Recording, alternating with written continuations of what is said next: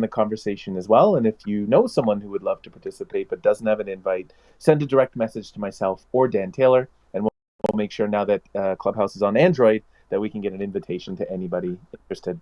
If you're in the audience and you have a question or you want to participate in the conversation, we'd love to have you on stage. The more the merrier. If you hit that hand icon on top of a notepad on the bottom of the screen, and that raises your hand so myself, Dan, Lara can bring you on stage and have you share as well. Now, just keep in mind when you jump on stage for the first, your mic does go hot, so you want to make sure that you hit mute as you land on stage there as well. If you do join us on stage, just a couple of iterations to make your stage experience more pleasurable. When you're on stage, if you hear something that you love, just hit the mute icon on and off super quick, and that indicates applause, just like Lara's doing right now. And if you have something that you want to share when you are on stage after you've shared, if you hit the icon for mute slowly as Lara's doing right now, that notifies to myself, Dan, or Laura to make sure we hand over the mic to you as well. And if you've shared something and you're finished sharing, make sure that you say your name and say, I'm done speaking. So for example, I'm Bob and I'm done speaking. That allows the other speakers to know when they can jump in, but it's also an amazing accessibility tool for those listening to us on accessible mediums there as well. Lara, that's all I wanted to share to set the room. I think I covered everything. Can I give it back to you to continue the conversation with Chris? Absolutely. So, Chris, you also post pretty often on your Twitter about incentives across the country. Beyond the incentive conversation regarding workers, what other best practices are you seeing in terms of what states are doing for incentives? Sure. Um, First and foremost, thanks, Laura, for asking that. And usually I'm trying to put up there not just about incentives to be pro incentives. That's not my goal, but more just to expose people to policy trends with regards to what's going on with incentives. Because I'm a firm believer that incentives don't make a bad deal good. Incentives is typically the last thing I talk about with a client and with a community. In fact, if I go into a community and the economic developer, first thing they want to talk about is tell me what their incentives are, it usually actually turns me off. Because first I want you to get inside my head or listen to what I'm saying and the client saying to talk about how to solve a problem and not how to just pay money. But I think as far as trends, I think some of these aren't going to be new trends. First and foremost is the trend in incentives away from cash up front to post performance. I think that companies are starting to get their arms around what that means and are starting to become comfortable with it. It obviously makes all the sense in the world from a policy perspective that you would not pay money out as a public body until after a company has created the jobs and the investment that they've said. Secondly, I'm starting to see an increasing emphasis on using incentives to accomplish to meet infrastructure needs. And that was actually one of the things I was going to talk about is that what communities should be doing particularly in the next few months is, there's a lot of money coming out from the America Rescue Plan that can be used for infrastructure, specifically for water and wastewater infrastructure is one of the allowed uses. So for those of you in the economic development world, start having those conversations now about how to make sure that money is funneled into infrastructure because companies are wanting to see, the infrastructure be ready. In fact, I was speaking to a community earlier today that was kind of doing an intro of their community and this 300-acre site that they have. And I was like, that's great, but you've just got a blank slate. What's the plan for, getting infrastructure to the site and through the site? And that wasn't forthcoming. And I said, well, that's an issue because if a company doesn't, or a client doesn't know how the infrastructure is going to get there and who's going to pay for it, that's a big concern. On the thing to watch out for, Laura, is you're seeing some very interesting trends with regards to linking incentives to meeting certain public policy goals of governments, whether that's wage requirements, whether it's social justice requirements, and I think many of those are commendable. But at the end of the day, they've got to make business sense. And so I think, public officials need to carefully weigh, that while things may be desirable, do they align with what a business is going to do? I mean, you can make all the incentives in the world and provide, money for doing this, but if it doesn't align with a business goal, it's not going to make much of a difference. And so those are, I think, the principal trends that I'm seeing out there. Great, thank you. Bob, back to you. Thank you, Lara. So I think one of the questions. Well, first of all, I wanted to throw it out to the audience because I think, Lara, we're doing a lot of the asking the questions, but I wanted to check into our audience. I wanted to thank our audience for being here and offer that. If anyone has a question, we'd love to bring you on stage to participate in the discussion. Does anyone there in the audience have a particular question that we can jump on? Oh, David. David's doing the alternate on and off. David, thank you so much. Can I invite you to share as well? Thank you. Chris, a couple of questions. Really interesting what you're talking about. And there are two different types of questions, but number one, COVID is how COVID has impacted everything. We used to come to your office, sit down in your office all the time and all that stuff, but now we do it virtually. Are you still doing it virtually? Would you prefer virtually? Do you want to not come into your office, or how do you want to do that? And then secondly, because of COVID, we've gotten deep into technology, the economic development field with 3D walkthroughs and drone footage and all that stuff. Let me ask you, what has your been experience with communities doing that? What's the right and wrong cases, and how they've done it good or how they've not done it as well as they should have? Right. No, thanks, David. I'll answer those questions in reverse. And that is, I think virtual and technology is here to stay. I think it'll be an increasingly large portion of the site selection business in the ability to virtually visit a location. I've always been an advocate of, and I've always said that a community can invest enough money in their website. And that includes video tours, virtual buildings, 3D animation of all of how to bring a site to life. That was important pre-COVID. I think now people are really kind of expecting it.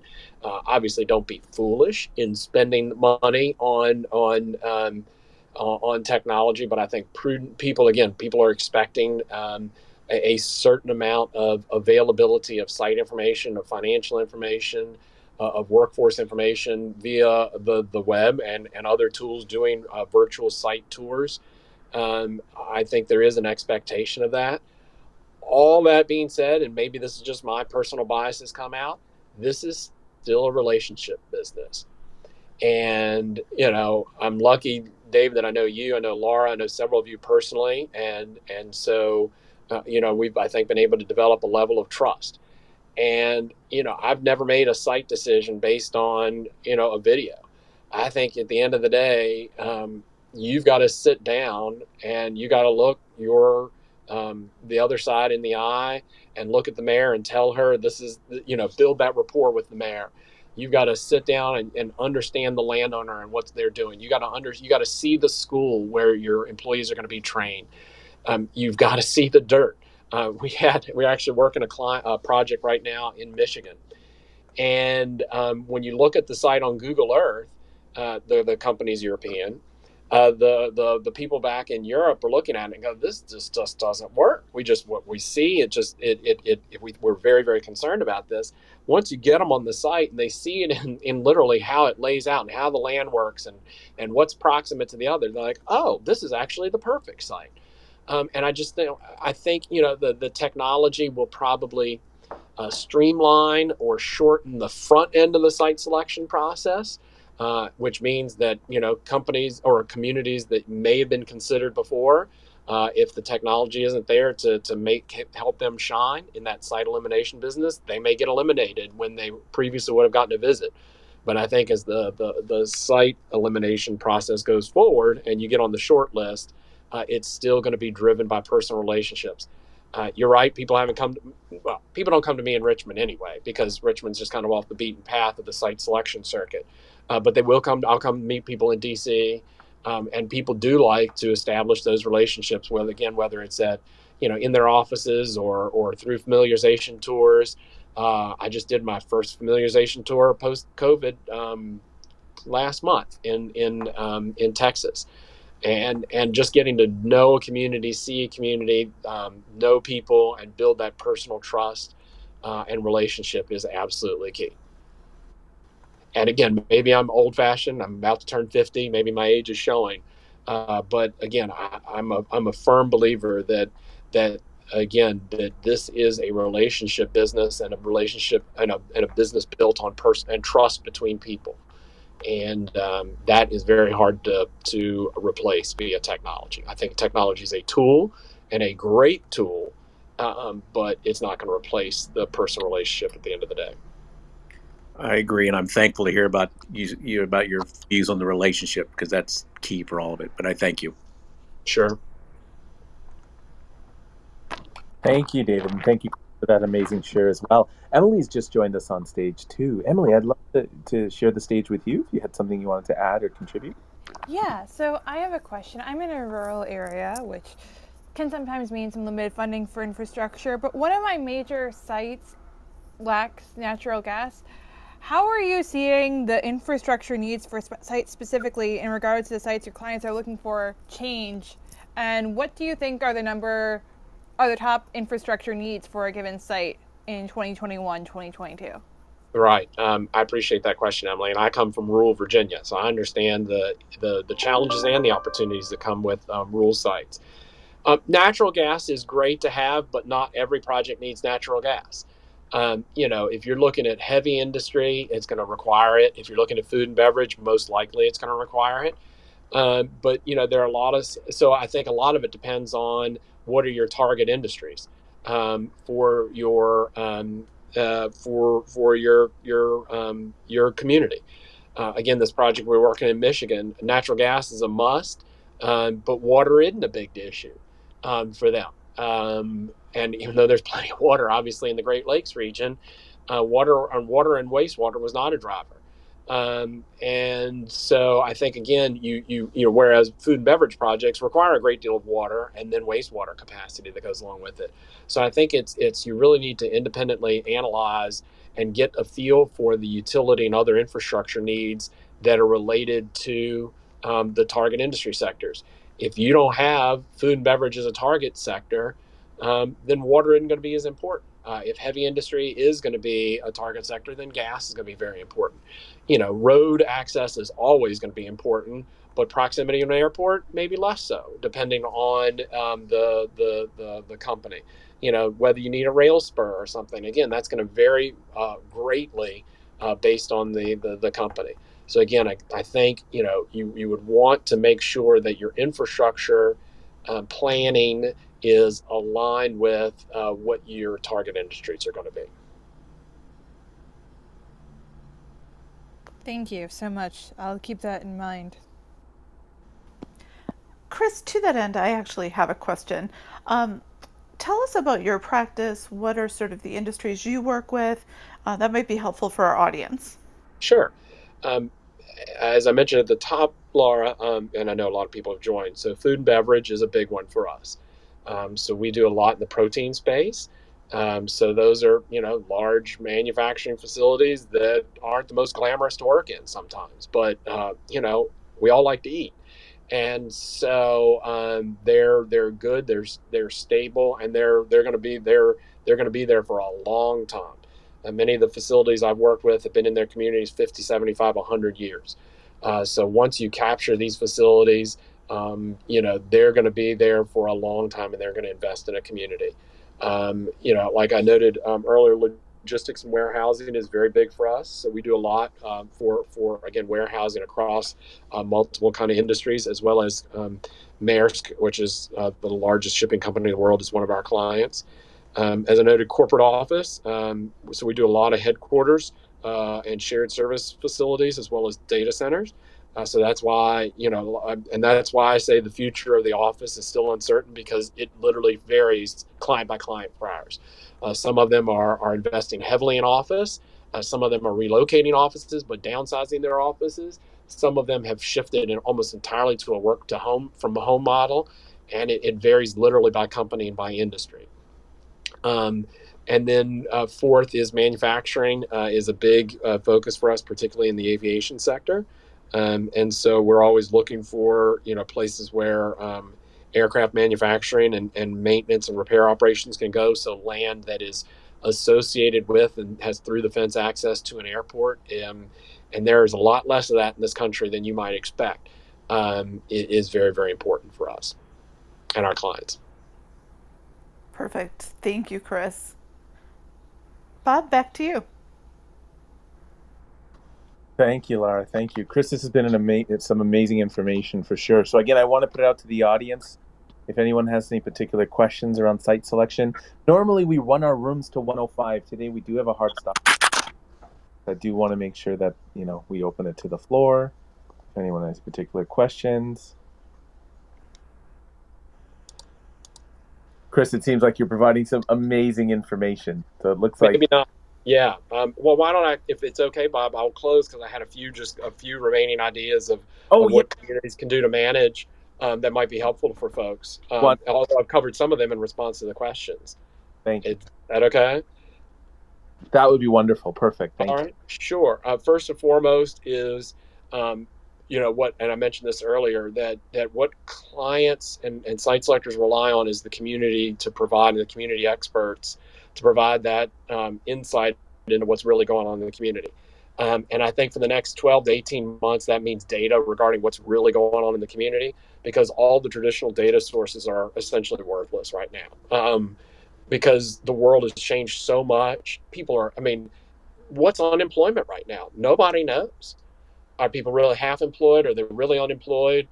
Where, you've got so many fraudulent unemployment claims right now, no one really knows what the workforce looks like. And so if you have true data of what's going on in your community with regards to workforce, that is gold, and very, very important in making that information readily available. This is not the time to retrench on marketing. Just because you think the economy might be struggling or shifting, this is the time to get out there. I've never seen so much economic activity. Our business is busier than it's ever been. And so, this is the time when you want to be building those relationships that I talked about earlier, investing in your website and getting the word out. Third, use this as a time to get product ready, to identify where the next office buildings, where the next factory site is going to be in your community. That's identifying the land, getting it zoned, finding the rights of way for utilities to get there. That was going to Emily's question. Negotiating with the utilities about how you would get it there, who's going to pay for it. Because if you have no product, you're going to have no prospects. And fourth, this is a point I mentioned earlier, is be at the table now, and I mean now, in how this America Rescue Plan money and the prospective infrastructure money is going to be spent in your community. Because if not, economic development is not going to get that money. And this is really a once-in-a-generation opportunity to make some very important investments in infrastructure that will benefit economic development. That is such a great point about the recovery money and how best to deploy it. You work with economic development organizations across the country. What would you be encouraging economic developers to be asking their leadership for? Well, if you had to prioritize, would it be broadband, other infrastructure? What would help us prioritize what you would think would be the top items? Right. I mean, it's going to obviously vary, Laura, based on the community and the community's needs. Sure. But obviously, broadband is very, very important. Honestly, where I find a lot of communities fall down is research. I made the comment earlier about the importance of a community getting inside my head and my client's head, and that is, you're some economic developers are so eager to sell and so eager to tell me about the great school system and so eager to just sell, sell, sell.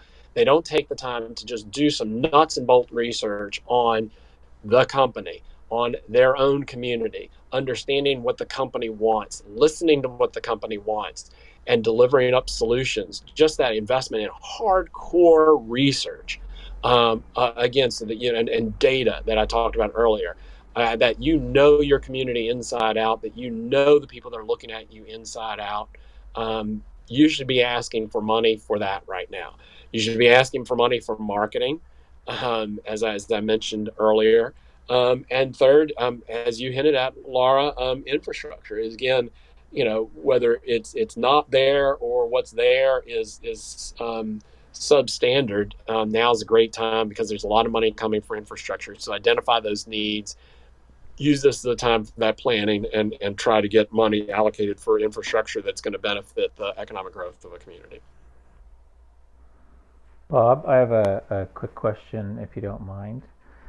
Well, what's typically a time cycle? So a client engages your services, you do the research. What's the average or ideal or typical time frame? I understand it might vary, but if you could give perspective, Chris, that'd be helpful. Sure, Dan, thanks for the question. It varies based on when we get engaged. I've had clients call and say, hey, we're announcing tomorrow. Can you get us something? That's not the way we want to be involved. And so typically we get engaged when a company has already done at least some research about kind of regions, or at least have some parameters around where they want to go. And typically the cycle is 6 months, 6 to 9 months from when we get the first call. Then it takes us, a few months, that work that I was talking about earlier, to just set the client's expectations, to get the client's expectations and scope of the project all shaped out. So it's 6 to 9 months from my perspective. From the economic development perspective, it's going to be 3 to 6 months. Of actual work, of site visits, of getting through the corporate approval process, getting through your own internal approval process for the infrastructure or other assets that are being brought to bear. That's fairly typical from start to finish. And then maybe part two is, so after that 6 to 9 months, then are we talking groundbreaking, or are we talking permits? Like what's next in terms of a time? Yeah, usually usually it's permitting, depending again on the complexity of the project. It's permitting, it's groundbreaking, it's recruitment of the workforce. Well, it's recruitment of management, who's going to come in and run the facility. That person then will have a significant amount to say on the recruitment of the workforce. It's identifying the logistics chain, and then and then it's the actual construction. So again, that's going to probably be another 12 to 24 month process after you get through the site selection. Thank you. Thank you, Chris. Dan, thank you. That was an amazing question. We have about 4 minutes remaining. So again, I wanted to open it up to the audience to see if anyone had any questions. And in the meantime, while we're waiting for questions, Chris, I wanted to thank you so very much for providing some amazing insight and knowledge here, and taking your time to do so. And of course, to David and Dan and Lara for really posing some amazing questions. I fully admit this was a bit out of my realm, so I really appreciate the other contributors carrying the conversation, which is wonderful. You did a great job. Bob, if it's okay, I have one last question for Chris. Yeah, of course. Yeah. Because it tees off with something he said, which I loved, talking about research. And if I'm a smaller community with a very limited budget, what are the key things from a site selection standpoint that I should be putting my dollars behind in terms of getting you the right data? Right. First and foremost, if you have an alliance with a regional economic development entity, you could possibly rely on the regional economic development entity to do some of that work, or your state partner, or your utility partner. So that would be first and foremost. Second, it's just knowing your community and knowing, again, remember I talked about that role of being the Sherpa. And that is that you have the trust and the stature within your own community that you can walk into the mayor's office, you can walk into the county commissioner's office, you can go to other employers. Something I always ask for in a site visit is, once we get way down the road, is to meet with local employers, and do an employer interview without the economic development people in the room. So the idea or the ability for you to link me up with people at the community college, at the high school, at the other employers, just it's community awareness and knowledge is really what is essential. Perfect. David, do you have another question? I saw you blinking, but I Yeah, wasn't sure. I know there's very little time, so this is a real quick question for Chris. But everything is a matter of perspective. People talk about traffic is terrible unless they go do traffic in LA or something like that. Permitting. Everybody says they do fast permitting. Chris, in your eyes, what is fast permitting?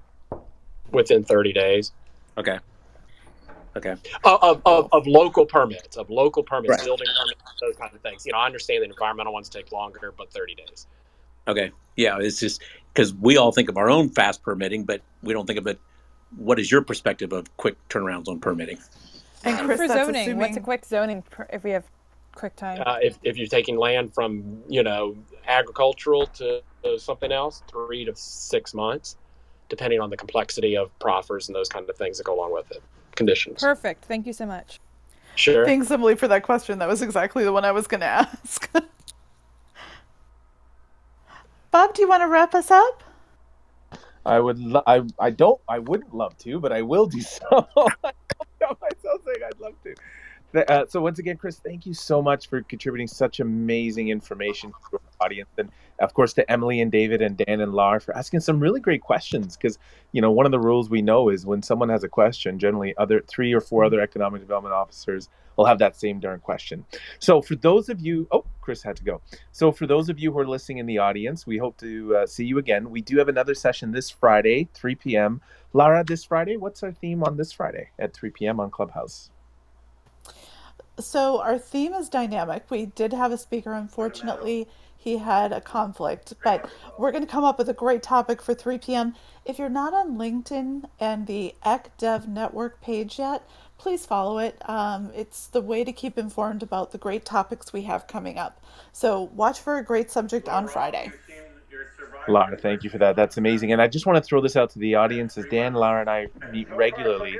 And one of the things we want to make sure that we're putting out there more effectively is we want to ask you guys to offer some conversations and insights as well. So if you have an idea for something that you think could benefit the economic development community as a whole, please send us a message.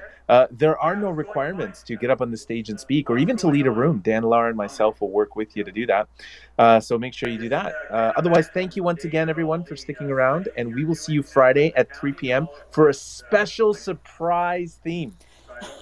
I love that. Special to surprise. Thanks, everyone. This was a great call.